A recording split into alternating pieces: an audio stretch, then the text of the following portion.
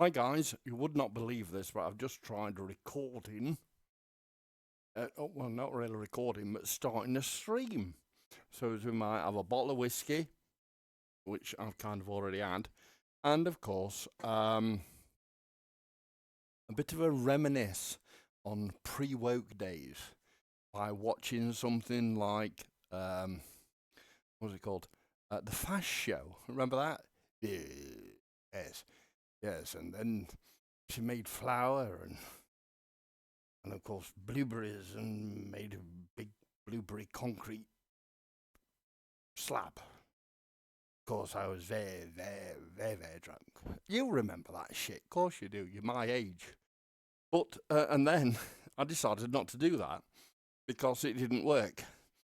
So what I decided to do was to show you something by Moon, which is somebody that I watch constantly. Some channel that I watch constantly, and he seems to have got the idea of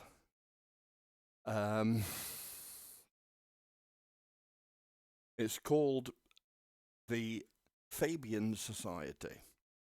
I mentioned that last time, and my computer packed up.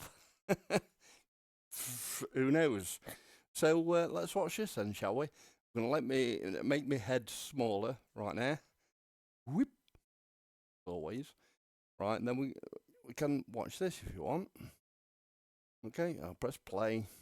The BBC and MI5, what have they got in common? Both classic British institutions, check. Both run and controlled by the establishment, check. Both known for operating in the shadows while claiming to serve the public, also check. But there's one more connection, one that changes everything we know about how truth and power operate within one of the most influential institutions in the world. And it starts with a book you've probably heard of. In George Orwell's 1984, there's a massive government building called the Ministry of Truth. This is where they rewrite history, where facts get erased and replaced, where war is peace and truth doesn't exist anymore. Orwell based it on a real place, his workplace during World War II, where he spent years creating propaganda broadcasts. We made a video about how 1984 was a warning about the future. It's a cautionary tale about what totalitarianism could become. But recent events have shown me that Orwell might not have been warning us about the future at all.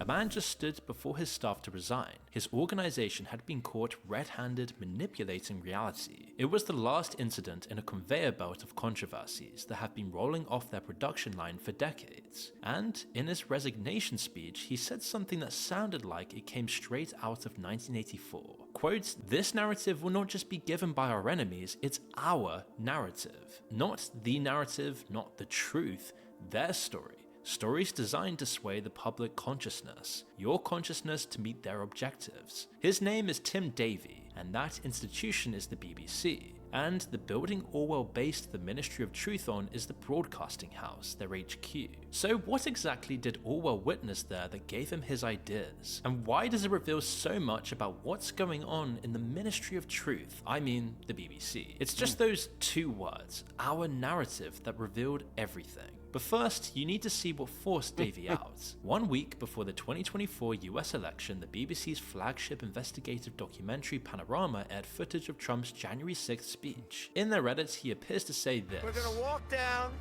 to the Capitol, and I'll be there with you, and we fight. We fight like hell. And if you don't fight like hell, you're not gonna have a country anymore." Guys, if you do not know what the Fabian Society or George Orwell, don't forget, of course, all right, George Orwell's 1984. If you don't understand what his story is based on, then you need to understand that his story is based on the Fabian Society. Okay? I think, I don't know, because I only want to be truthful to you guys, because I hate mind poisoning and stuff like that, right? I can only really guide you along this path, but George Orwell knew how the Fabian Society operated, because he had inner workings of there, whether or not it were a Fabian or whether or not it was a Fabian then decided to come out of the Fabian Society. I do not know. But most of the BBC are in the Fabian Society. That is the Fabian Society, which is, it's got an icon or a motif, which is basically, well, it did have this, a wolf in sheep's clothing. Yeah, dudes, come on, man. Come on. Wake up, guys. Right? And now it's just a turtle, a tortoise. A tortoise, which is very slow in its whatever it's trying to do. And I think, well, I'm fairly sure that this guy knew. What's his name? I've forgotten his name already. Is it Famous Grass? I've forgotten his name already, but he was the guy who knew it. Who George Orwell, that's him, who wrote 1984, knew of the inner workings of the Fabian Society. And dudes, this video is going to point it out to you, alright? Here we go. It looks damning like he's directly calling for violence at the Capitol. Merry Christmas, by the way. Except those sentences were spaced 54 minutes apart in the actual speech. The BBC spliced them together, manufacturing a quote that never existed. Then, as many of you probably know, someone inside the BBC's own editorial standards team noticed it and added this to an internal memo. When that leaked in early November 2024, everything blew up in their face. The story took the top slot in the 6 o'clock news. Trump's been threatening a $1 billion lawsuit, and Davey finally resigned along with the head of news. Yes, for Tim Davey, I think this in many ways has been a long time coming. He's had an incredibly difficult year where he has managed to sort of dodge his way out of quite a few sort of issues that have come to light. We're used to all of this excessive misinformation, right? But come on, this is the BBC, the world's most trusted broadcaster, an institution that has been waging war on exactly this kind of thing. They ran a fact-checking team called BBC Verify, where they quote fact-check information, verify video, counter disinformation, and analyze data to separate fact from fake, and to bring clarity on complex issues. Check out how they market it. We'll be watching. We'll be ready. Because it's the pursuit of truth that gives us our calling. For fuck's sake, guys. The fight for truth is on. That is the Fuck's context sake. of the BBC's insanely ironic error. And I've got to say, it's really disappointing. Obviously, it's part of being British to be tuned in to the BBC. You literally grew up watching the BBC on the kids' TV channels called CBeebies and CBBC. I did. If you're I did. English, this is a constant rotation that you I used to watch CBC. I loved it. I used to watch with feckin' Mother. Yeah. And that was so freaking innocent. But then... Let's carry on. will be familiar with. It's breakfast news first thing, then at lunch, then at 6 o'clock. It's TV shows like Pointless, documentaries by David Attenborough, and prime dramas like Doctor Who. And if you walk into any British Doctor Who? Doctor what? You get me. If you're following this channel, I'm sure you'll get me. Doctor Who? Doctor fecking what? You know where I'm coming from. Merry Christmas. household around 6 o'clock, you can guarantee the BBC News will be on. And there's just something still quintessentially British about the delivery of it too, like we heard with the announcement of the Queen's death. A few moments ago, Buckingham Palace announced the death of Her Majesty Queen Elizabeth II.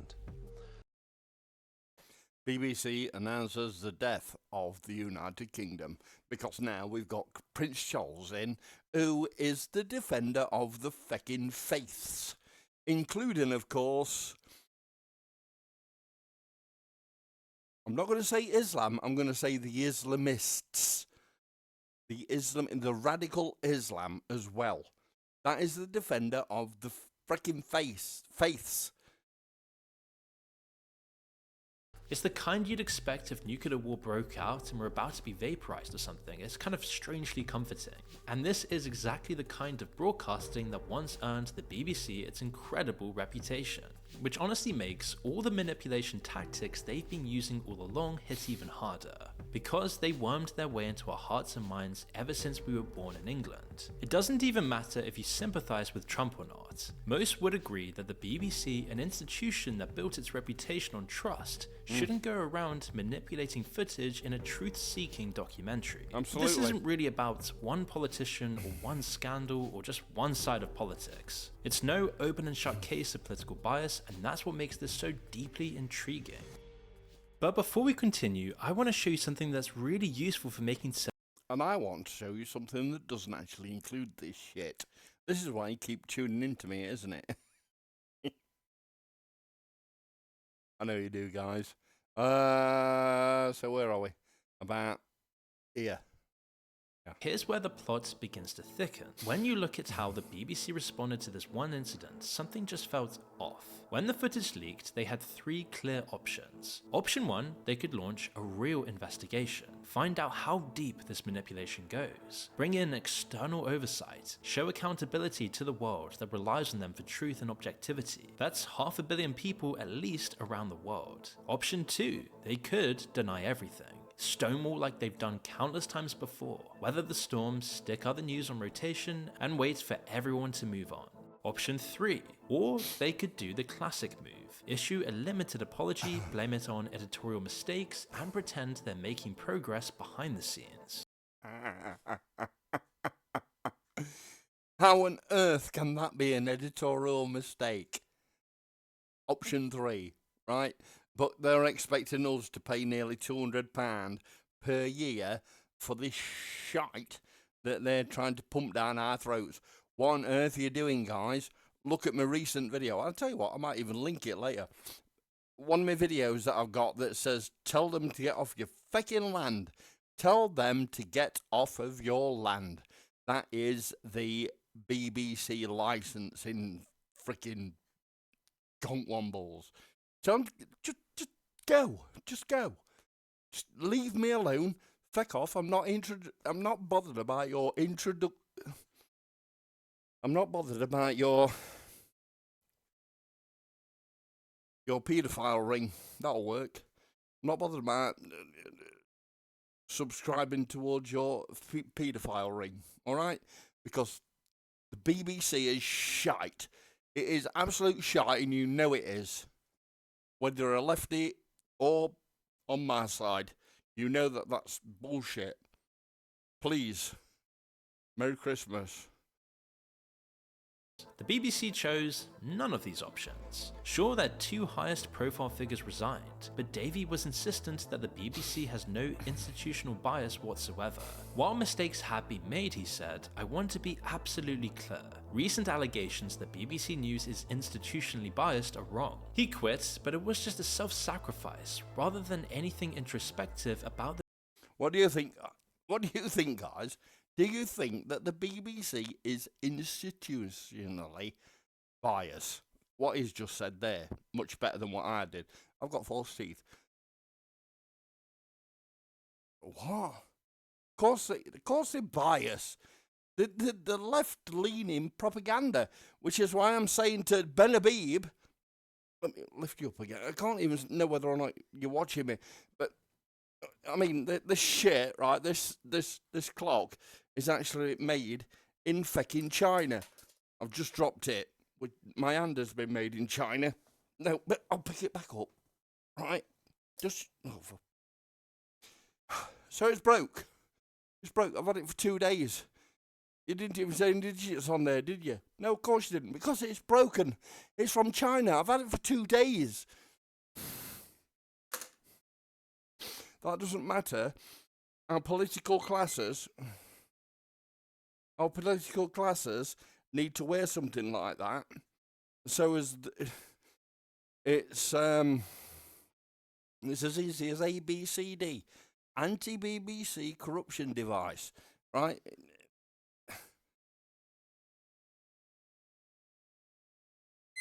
I don't know what's happening anymore. Yeah, made in. Oh, I'll see. Right, made in China. But you know what I mean? Yeah, I mean the back's broken, but the front still works, and then he needs to just like put it up here on like a lapel or something. Anyway, let's see what this guy's still got to say. The BBC's conduct, pretty much just some vague hand-waving about its mistakes, minimizing the deeper existential questions everyone has about the corporation. And you have to wonder where this protective instinct even comes from. The blatant self-sacrifice, the well-drilled strategy of sweeping everything under the carpet and moving on in the blink of an eye. It's a classic BBC-style limited hangout. When I started digging into this, I found something. The only reason they keep getting away with like sweeping it under the carpet is because people forget. People forget because they're all onto fucking TikTok, aren't they? Are you on TikTok? Am I on TikTok?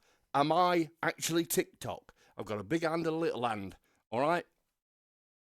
I want to time Olympic sporting events, right? This is a fucking TikTok. Shut up!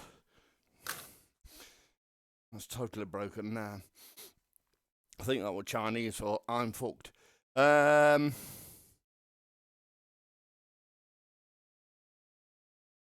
carry on.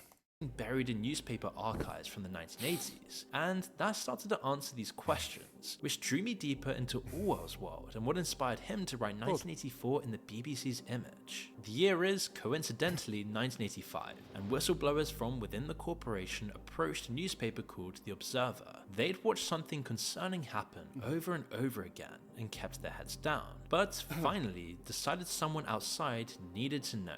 They brought cases, names, decades worth of evidence pointing to something that had been operating inside Broadcasting House since the 1930s. When the journalists walked in and confronted the BBC's director of personnel with what they had, he wouldn't discuss it, and just said the whole area was confidential. So they published anyway. The shock story revealed MI5, British intelligence, had been vetting every BBC employee since the 1930s. The BBC denied it outright, calling it a conspiracy theory. But when the evidence proved too solid to dismiss, they changed their story. Fine, yes, there was some limited screening for sensitive positions, national security reasons, nothing to worry about. That was a lie too. The truth was that MI5 had been vetting every single person who worked at the BBC for decades. There was an office specifically for this, Room 105, tucked away on the first floor of the broadcasting house. The door said Special Duties Management. Inside sat a former Army intelligence officer whose entire job was liaising with MI5, sending every applicant's name to be run through a database containing 500,000 people flagged as subversives. What does that even mean? Well, communists and political dissidents, obviously, but also activists of all kinds. People who might be less likely to fall in line with the establishment. You ever see me on the BBC? Have you ever seen me on the BBC? That's no freaking coincidence, ladies.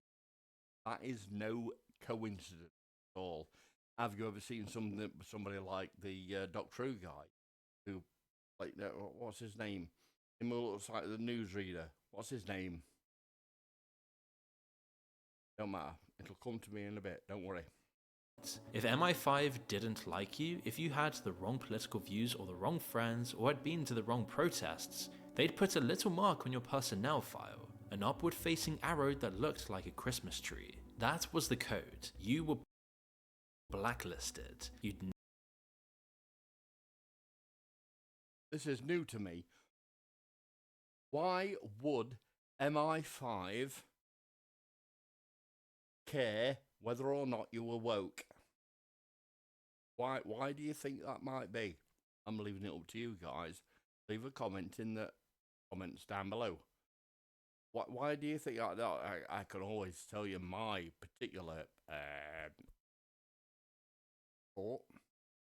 I think that MI5 are in cahoots with the BBC, and the BBC are in cahoots with Fabian Society.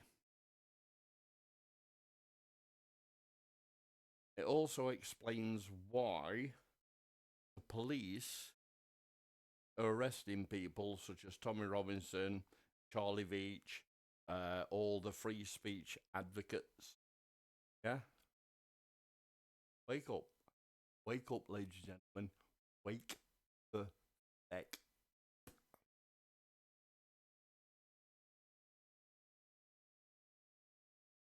Is Moon correct?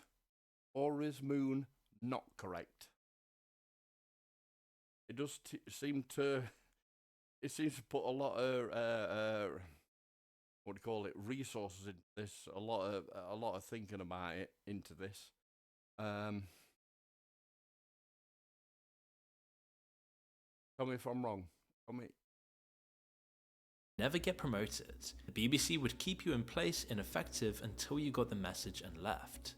The BBC spent 50 years lying about this. Their official policy, according to leaked internal documents, was to, quote, keep heads down and stonewall all questions. It only fully came to light in 2018 when they finally admitted it had continued until the 90s. Orwell worked in that building from 1941 to 43, right when MI5 was setting up this system, deciding who could tell the news and who couldn't. Did he see it? Is that what he was trying to warn us about? Because the filtering... Yes, which brings me back to my original chuffy thought that... no, my original facts, of which George Orwell read the what would you call it? The manifesto, if you like, of the...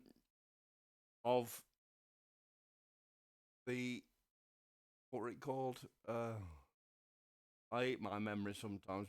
My long-term memory is very good. My short-time memory may as well be some kind of spaz. What did I say it was called? Sure you'll remember. 1984. Fabian Society. I will link this video afterwards. In fact, I might very well play it afterwards, as long as you have got the attention span to listen to it whilst I type in Fabian Society into Google. So as you might see where everybody's coming from. All right? didn't stop in the 90s, it just evolved and became insidiously and quietly preferential. Consider that BBC executives are 5 times more likely to have attended private school than the general public. Most went to Oxford or Cambridge, the exact pipeline that produces MPs, intelligence officers, high-profile business and financial professionals, and high-ranking civil servants. Just do me a favour, I'm not going to do it, just do me a favour and follow the money. Who finances the Oxford University, etc.? All the big universities. Who finances that? Do that. Do that. If you don't do that, then I'm gonna, you're gonna have to listen to me for another hour and a half while I explain it to you, because it's going to be Qatar, George Soros, the WEF, all that shit.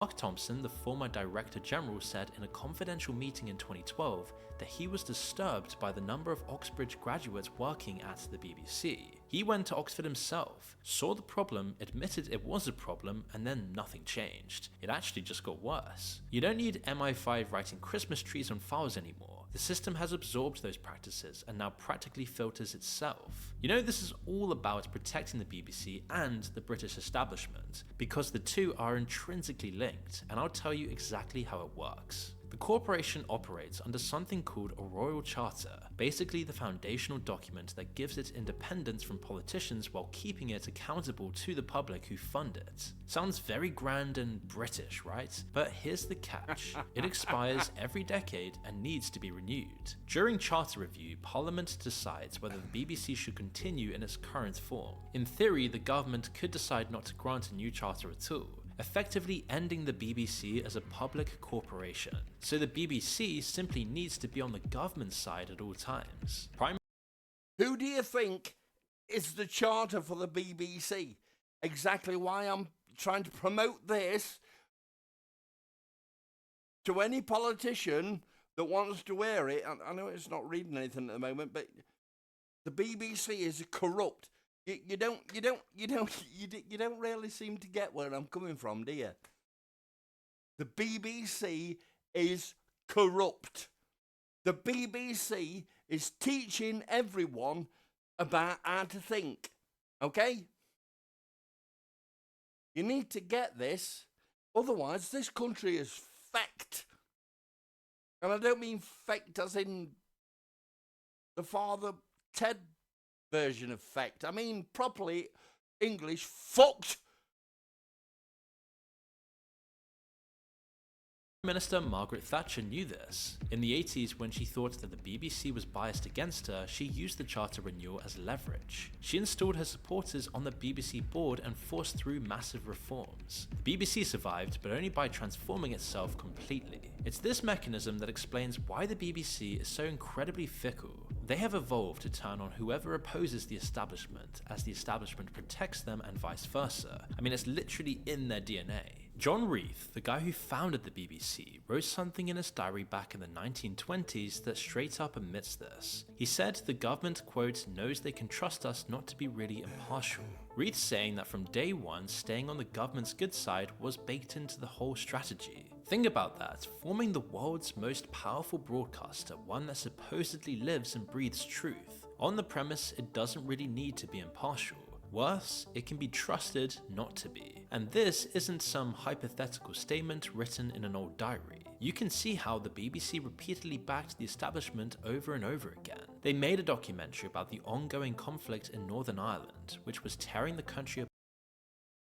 Sorry to interrupt this, but it's my video, I don't care. So, the BBC are starting to get... In the 1940s, the BBC was excellent. Absolutely so British and excellent. Now, everybody at the moment has got a freaking megaphone. And they're able to shout to you, oh, this, that, and the other. All right?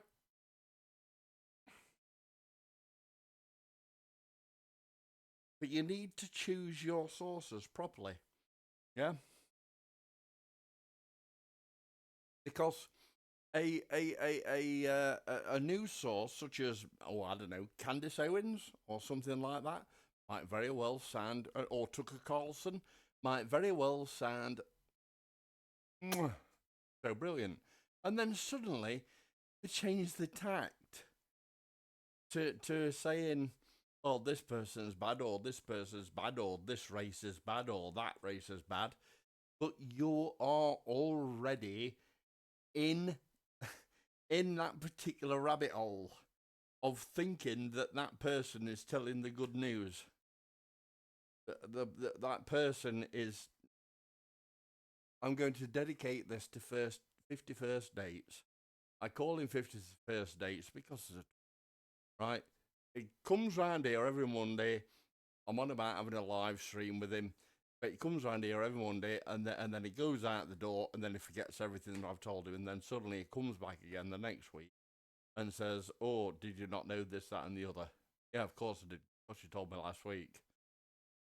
Candace Owens is really good. Is what he's saying. But my suspenders, the American suspenders are letting me down. I'm tied up. I'm sure you know what I mean. So I'm going to carry on with this video right now. All right, guys? Part of the time. The government applied pressure. The BBC governors withdrew it before it could air and banned some figures from appearing on the news. The documentary was eventually broadcast, but was censored to keep the government happy. A couple years later, the BBC commissioned 6 investigative films exposing all kinds of government secrets. Covert satellite programs, preparations for nuclear war, incompetent defense contractors. It would have been groundbreaking. The government didn't want the heat from the public, so the BBC just scrapped them. Then, to try to turn people against the protesters in the mining strike, the most violent civil protest in modern British history, they edited images to make it look like the protesters attacked the police, when it's... Did they really? Because I was about at that time, and yeah, I can remember seeing that. The protesters I don't even know what to believe right now. Well, I do know what to believe. I do know to believe that the BBC are a bunch of shites because I've seen it now and I've been politically awake. Will you guys wake up? Will you wake up? Please. Please. Because otherwise this country's going to be fecked. Join Advance UK. Don't worry about it. I'm going to carry on playing this.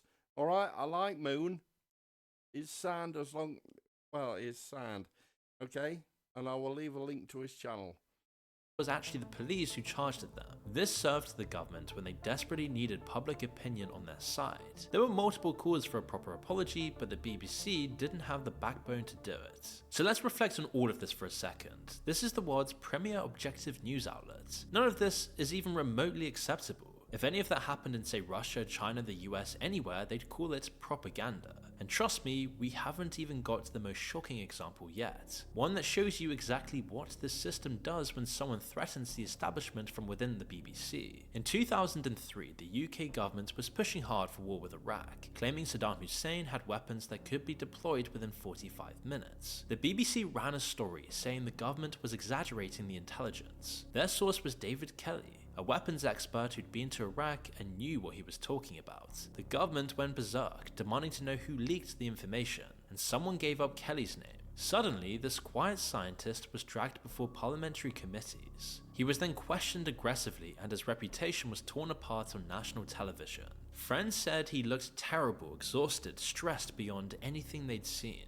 Days after his brutal questioning, Kelly left his house for a walk. He told his wife he'd be back soon. He never came back. They found him dead the next day. Official verdict, self-inflicted. A quote-unquote textbook case, said the newspapers. Strange thing was, Kelly's fingerprints weren't on the alleged weapon used or the tablet box. A group of doctors later petitioned that the government should reopen the case, claiming that the medical and circumstantial facts didn't add up. Lawyers rejected the appeal. The BBC ultimately blamed itself and apologized to the government for allowing the story to develop.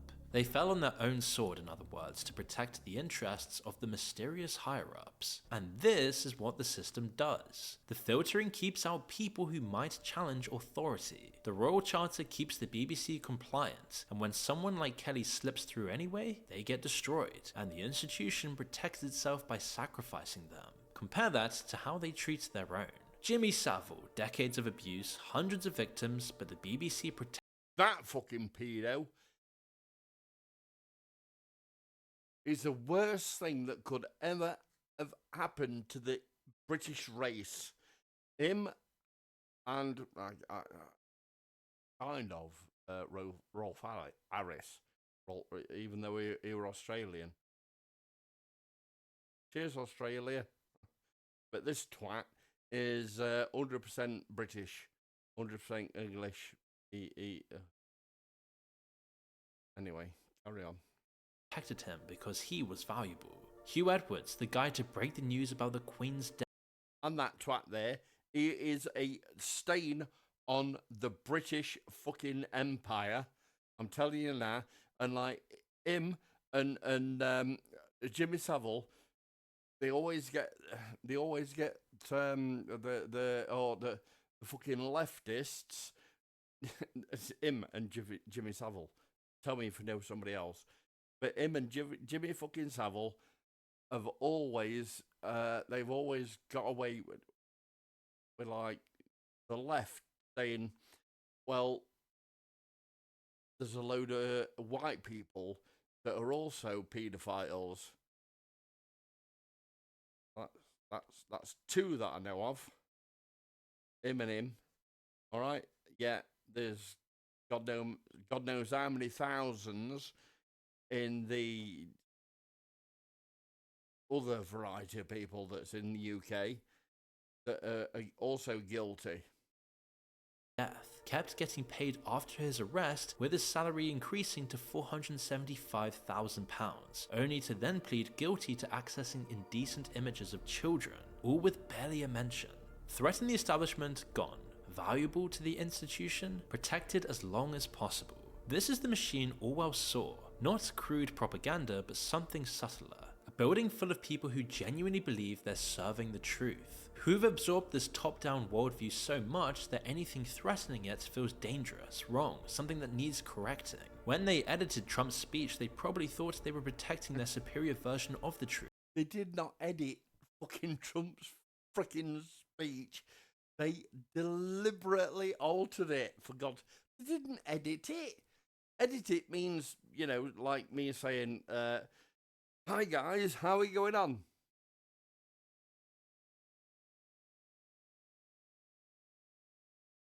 I hope everybody's okay.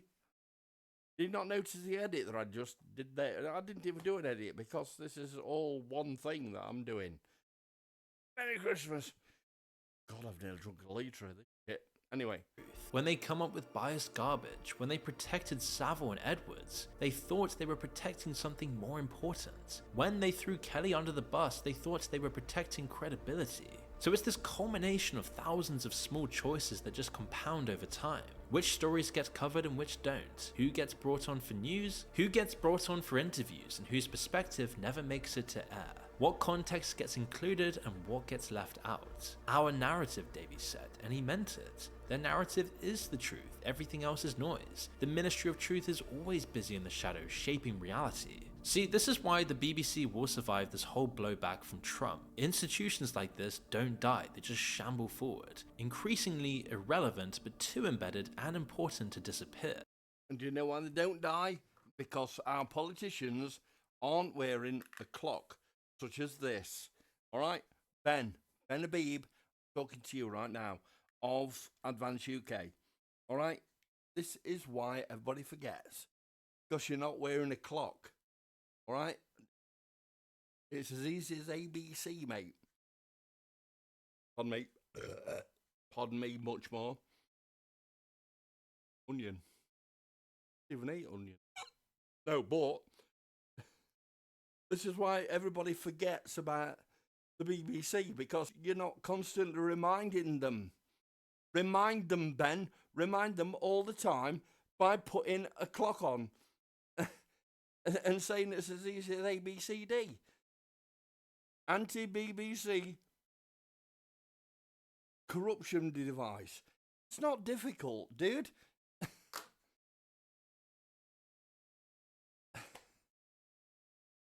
There will be inquiries that just go nowhere, things will get quiet, and they'll just keep on collecting license fees. Yes, in England, they still legally force you. Not gonna happen. Not gonna happen, guys. Now, I've got all of my reminder letters up there. I get one every 3 months, and I think I've got something like 30 up there. And I will be throwing those reminder letters straight at the freaking whatever it is that comes around.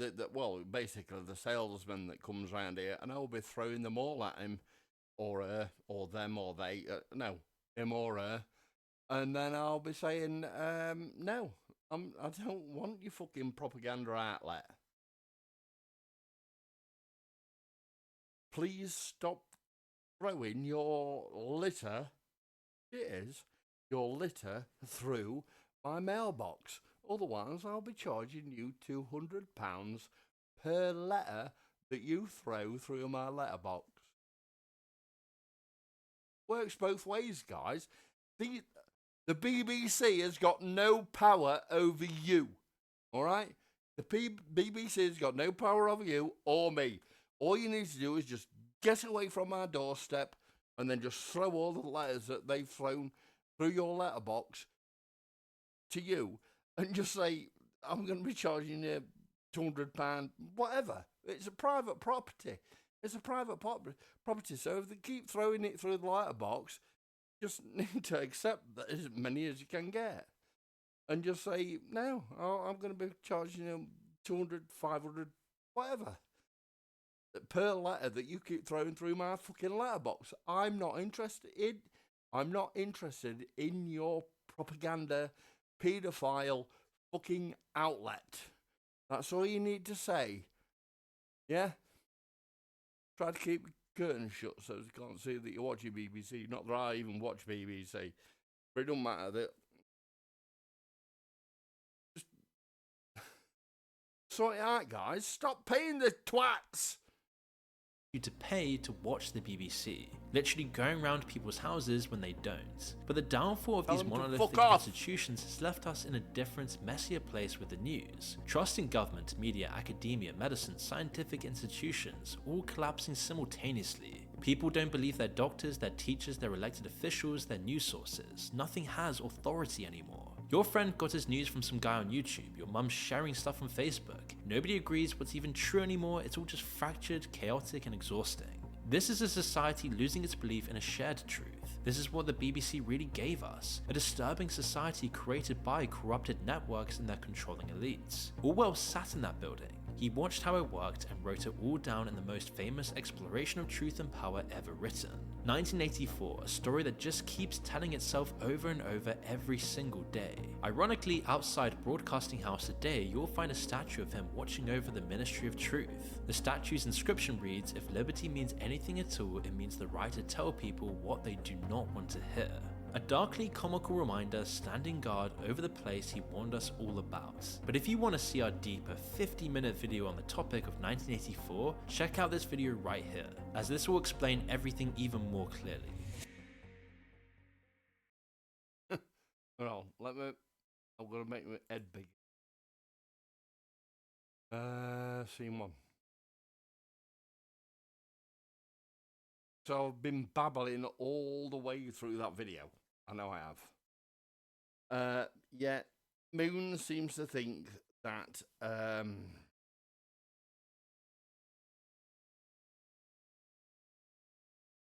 what you might be listening to, which isn't the BBC, it turns out isn't the truth.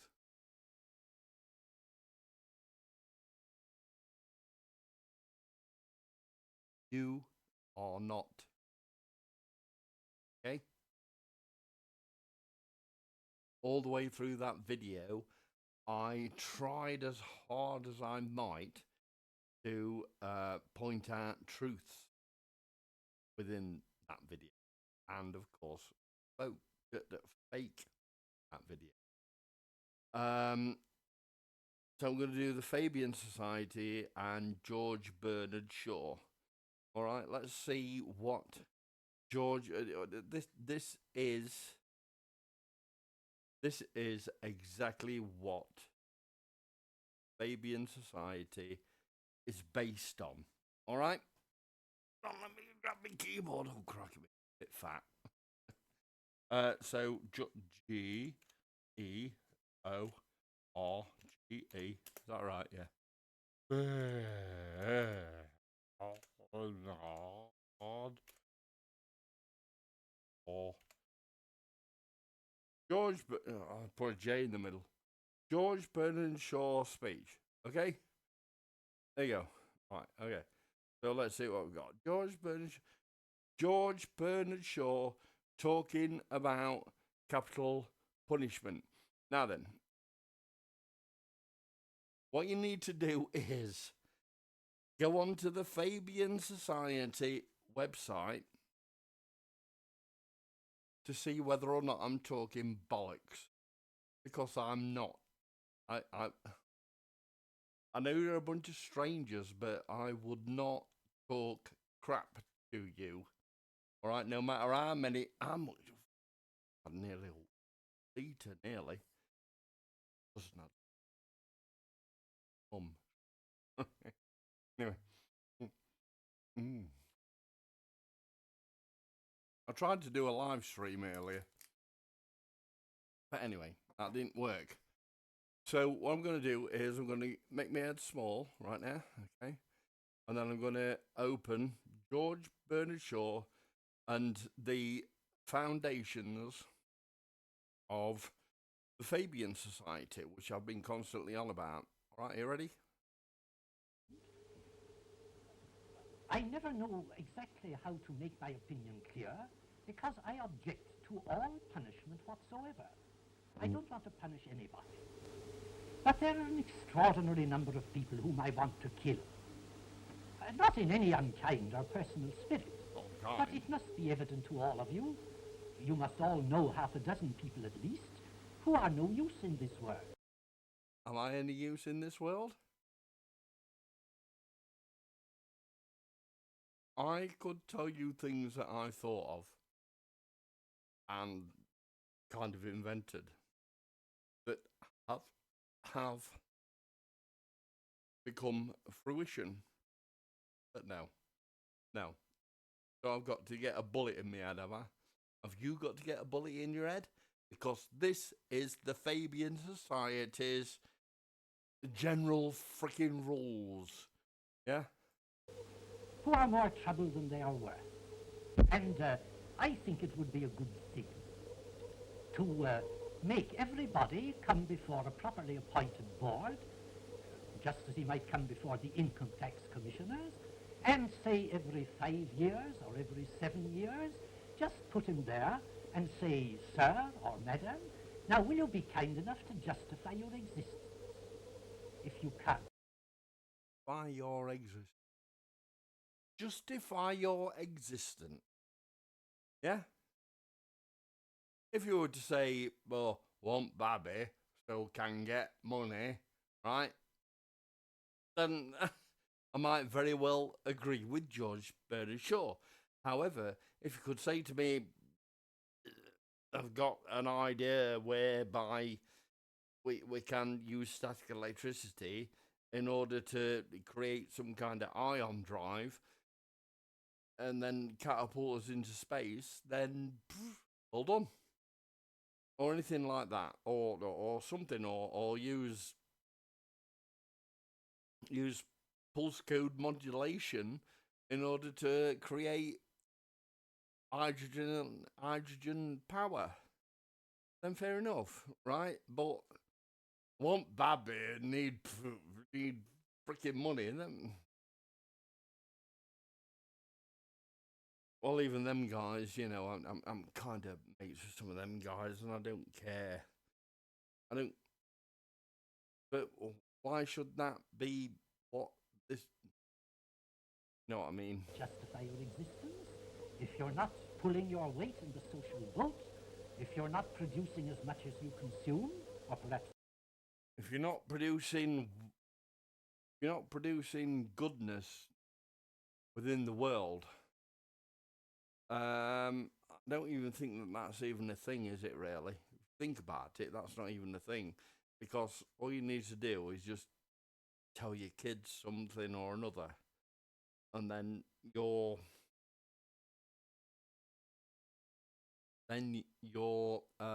what's it called?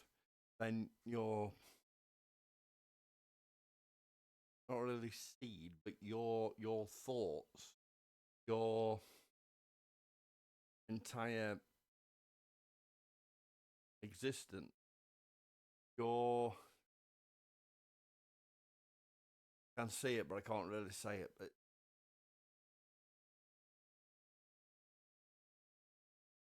can't say it. Mind ain't letting me. Um,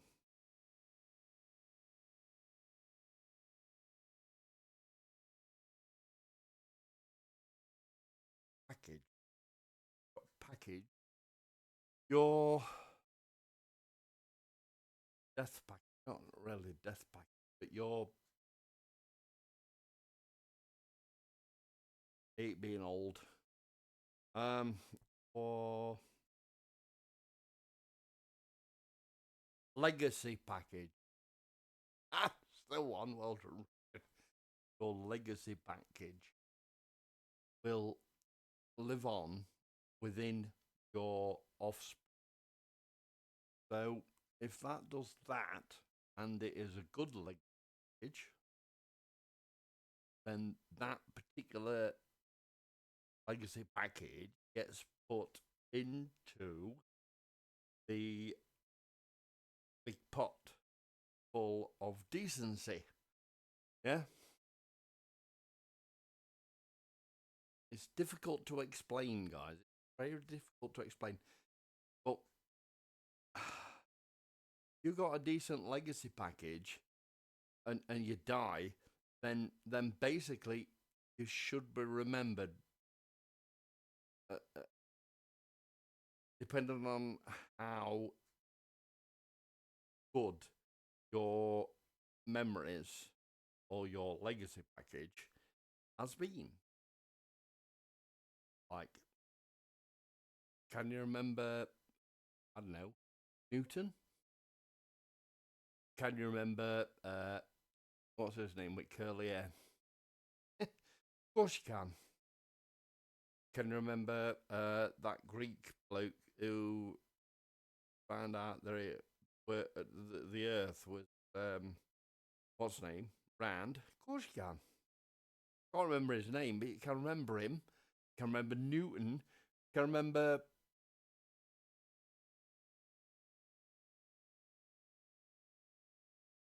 I hate being old.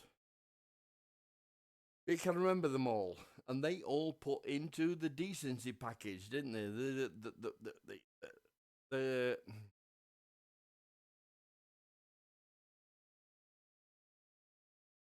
it's difficult because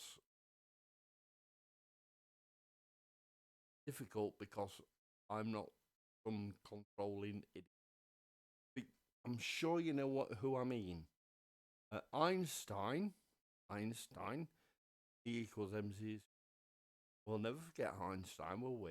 Though I did do it earlier because Happy Christmas.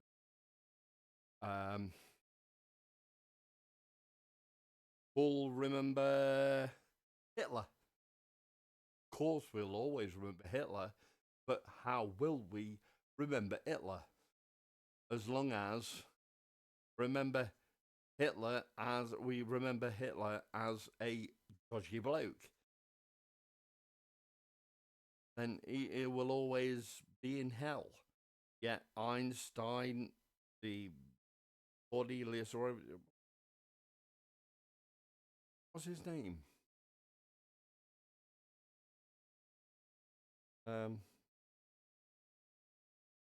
Greek bloke. Hey Google, who knew the Earth was round?